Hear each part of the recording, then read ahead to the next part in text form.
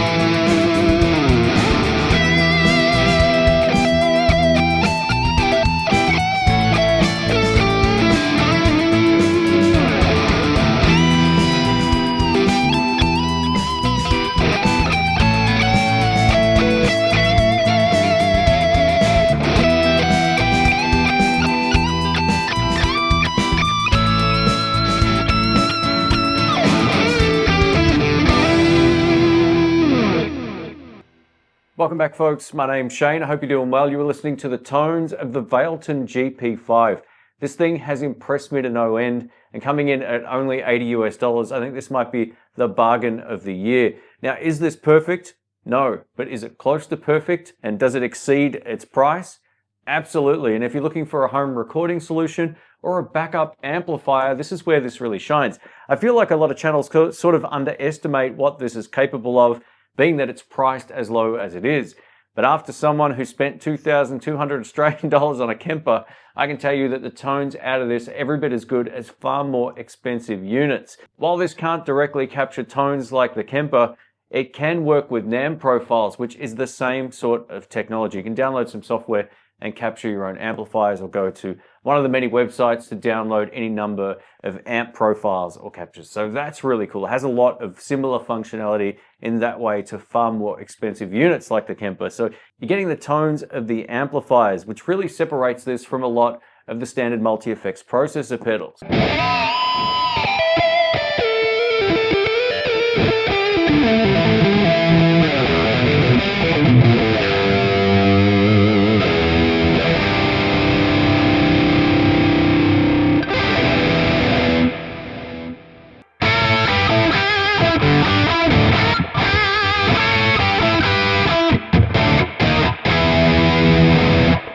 Straight out of the box, this has 50 presets already stored within it and 50 blank slots, which is killer.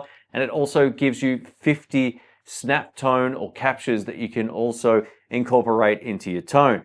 Now, if you're using the Valeton Suite app, you can fully customize the pedal settings, which is great. Now, just know you can't do all the same stuff that you can do on the app from the pedal directly. It is quite limited in that way. Now, if you're using the desktop software, it's only for importing SnapTones or NAM profiles into this.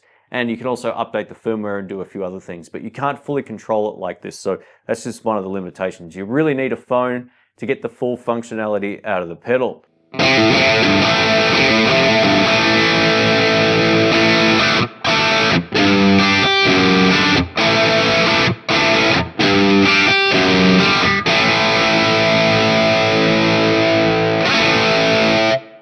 Let me show you a few of the different effects that are built into here, and then we'll get into some more tones. So as you can see from this Neo Soul option, you can tap on this and the pedal will respond instantly Now we've got our noise gate, which is the only thing in this particular menu. From the preamp section here, you can see that we've got a compressor.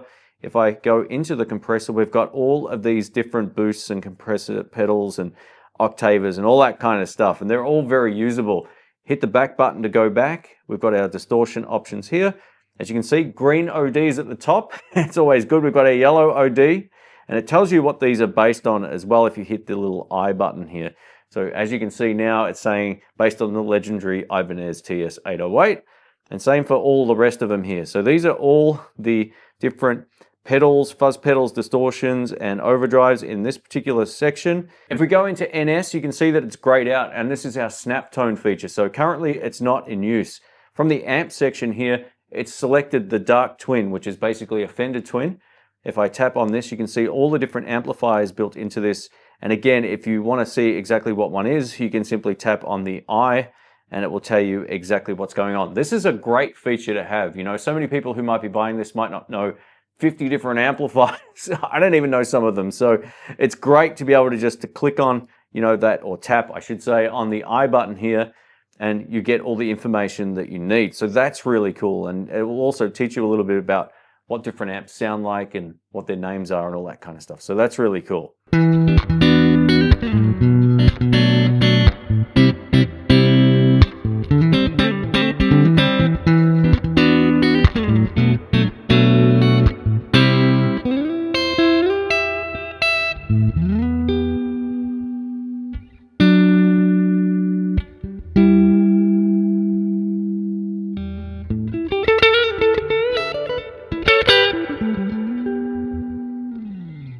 If we go into the cab option here, you can see that we've got plenty of different speaker variations from 1x8s to 1x12s to 2x12s, 4x12s, and some bass cabinets in here. And down the bottom, you can import all of these different IRs. So you've got plenty of different space here for loading this right up, which is killer. Under the EQ tab here, we've got a whole bunch of different EQs for both bass and electric guitar. If we tap on the modulation option here, you can see that we've got chorus, flanges, phases, uni-vibes or micro-vibes, that one is, and we've got vibrato pedal and all the rest of them that you can see on screen. If you're not sure what any of them are, again, you can tap on the I icon.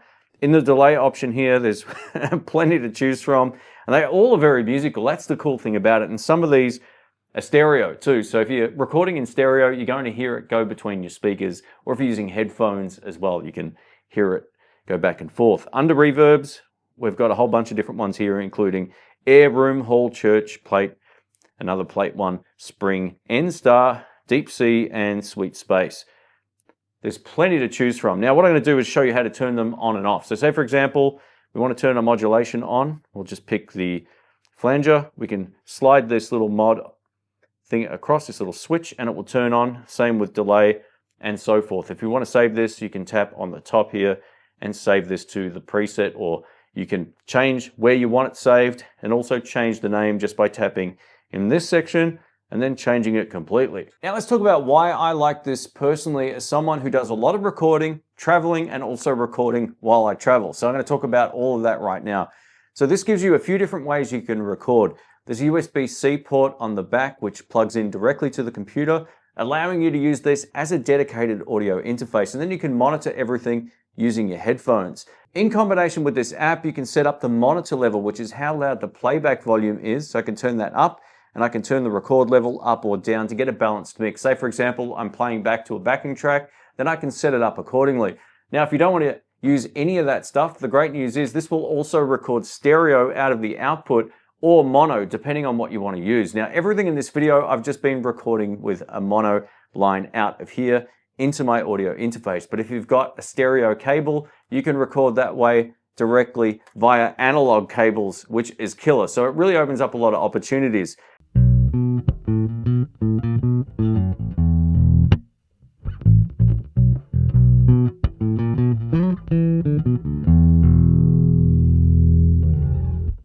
Now I'm going to talk about where I think the GP-5 really shines. So it's great for home studio recording, but it's also a backup amplifier. I could leave this on my pedal board or in my bag when I do a gig, and if the amp blows a fuse or something else goes wrong, I've got a solution where I can use all of my pedals directly into this and then out into the PA system, and it sounds great. So have a listen.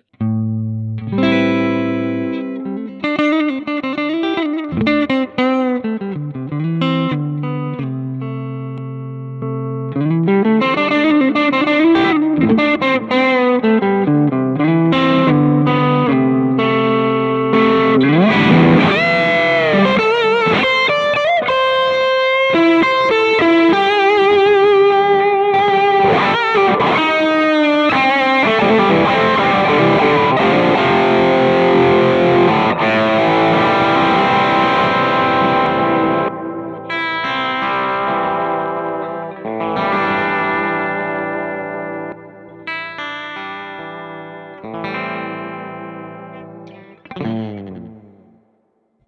right, let's wrap this up. I'm going to give you my thoughts on the Valeton GP-5. So I've said a lot of favorable things about this, and with good reason, right? It's awesome. I'm going to put this in the best of 2025.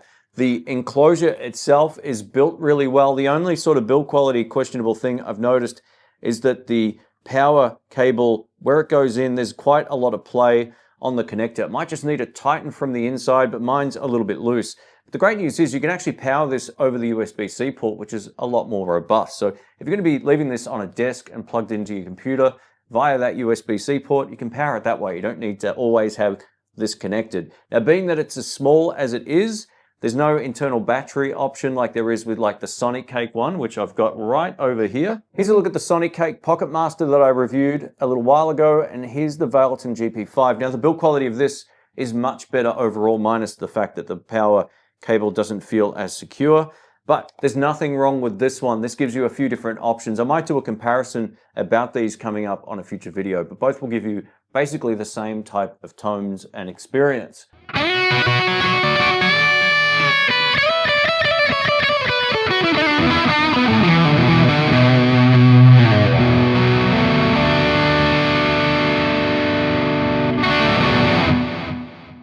Let's talk about some cold, hard facts when it comes to this type of technology. 1, it's getting less expensive. 2, it's getting smaller. And 3, you're not going to get better results with a far more expensive unit. What you're going to get is a different user experience. So if you want something where you can turn effects on and off and all that kind of stuff just by tapping buttons, this isn't the unit for you. What it allows you to do though is to nail the sound that you like and have it recalled nice and simply. And the NAM profile thing and the SnapTone option is fantastic on this, and it won't matter if you've got a much more expensive unit or this, they'll sound basically the same. While the tones and price of this unit are both fantastic, the sacrifice comes down to usability. You do need the phone app to get the most out of this, and if you're using it via the computer, all you can do from there is basically factory reset it and do a few other things like drop in the NAM profiles. It's something you can't do from the phone, so you'll need both apps and they're both not the same. Hopefully Valeton can update that in the future, but it is what it is.